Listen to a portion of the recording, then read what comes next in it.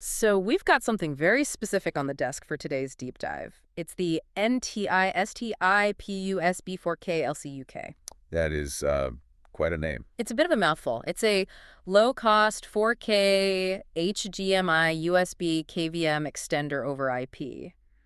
But we're not just here to read specs. We want to understand how this little box solves a huge problem. The problem of getting your loud, hot computer out of your workspace. Exactly, without feeling like it's 100 feet away. It's the classic challenge, right? Separating the user from the actual hardware. Huh. You want the power, but you don't want the noise and the heat that comes with it. And that over IP part of the name seems to be doing all the heavy lifting here. This isn't just a long cable. No, not at all. It's using standard networking cables. We're talking SAT-T6, 6A, 7. Which is a massive deal for infrastructure. Oh, absolutely. You're not drilling new holes for some thick proprietary cable. You're probably using the Ethernet that's already in the walls. But yeah, there's always a trade-off. And I think I found it in the video specs. It says Ultra HD 4K, up to 4D96 by 2160, which sounds amazing. It is amazing. But it's capped at 30 hertz at that resolution. And that's the critical detail. Yeah. 30 hertz is perfectly fine for, say, digital signage or monitoring a security feed. Your spreadsheets will look incredibly sharp. But if you're a creative professional, a video editor, you're going to feel that. You'll feel it immediately. Any fast motion on screen, even just moving your mouse cursor around, it'll feel just a little bit sluggish. Not unusable, but noticeable. Though it does scale. The specs say if you drop to 1080p, you get your 60 hertz back. Right, so it's a choice. Do you need the absolute highest pixel density, or do you need fluid motion?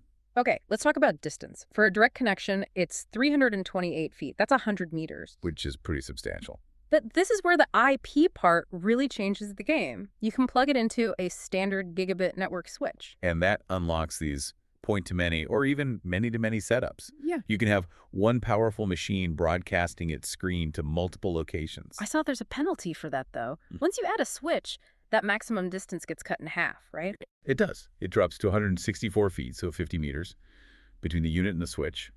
It's just a limitation of routing the traffic that way.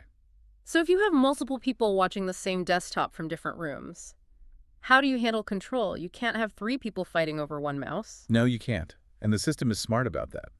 The rule is only one remote unit can have USB control at any given time. So everyone else is just watching. Exactly. They become passive viewers until control is released.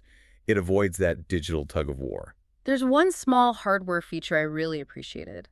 The local unit, the transmitter, has an HDMI lookout. The local loop out, yes. I've been in server rooms where you have to physically unplug the remote setup just to see what's on the screen locally. This avoids that. It solves the blind server problem. It's absolutely essential for troubleshooting. You always have a port right there at the source. And since it's all hardware, it doesn't care about the operating system. Wow. Windows, Mac, Linux, it just works. It's just passing the signal along, which, when you look at the audio specs, Dolby, DTS, 36-bit deep color, it's passing a very high-quality signal. So it all comes back to that initial goal, making the user forget the computer isn't actually under the desk. You get the crisp 4K image, you get the full surround sound, but you get rid of all the fan noise and the space heater effect from a big GPU. All you have is a silent, cool workspace. It really does decouple the work from the station. I think it even changes how you think about your computer. It begs the question, what even is your computer anymore? Is it the metal box humming away in a closet somewhere? Or is it just the screen and keyboard you're physically interacting with? Exactly. Technology like this sort of pushes us toward a future where your computer isn't an object you have, but a service you access, even if it's your own server in the next room.